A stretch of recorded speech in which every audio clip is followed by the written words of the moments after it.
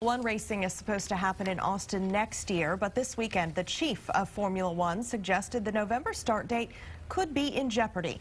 Kate Whitehall has the latest on how this could have a major impact on business. Good afternoon. Well, hotels in the downtown area are already booking for the November 2012 start date, and really a lot of developers are coming into downtown Austin to build hotels as a result of this race. But this is not the first time the start date has been changed. Already happened once. First, it was supposed to be in June of next year. Then it was pushed back to November. All of this came into question this weekend when the Formula One chief, Bernie Ecclestone, told a news agency in Abu Dhabi that they were doing their best to make the Austin race happen, but he wouldn't put money on it. Adding to that, he said New York in 2013, well, that would be no problem at all.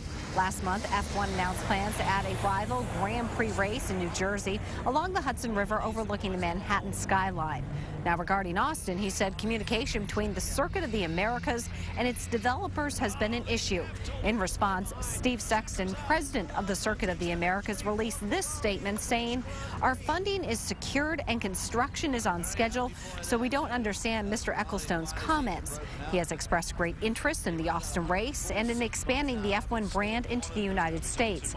Well, some hotels are obviously frustrated with this news. If the race is moved from its November 2012 date, it means losing out on a lot of customers. One hotel manager we spoke to says he really hopes the race still goes ahead as scheduled. It is bad for business because we are renovating. We are trying to do things to the property because of the fact that we know that F1 is coming sometime next year. So to hear that it's a possibility for it not to come it's gonna sting for us, basically. And this race really does have a huge economic impact on our area because the track is costing $300 million just to even put in.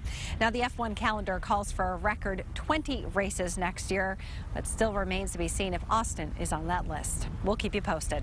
In downtown Austin, Kate Whitehall, KXAN News.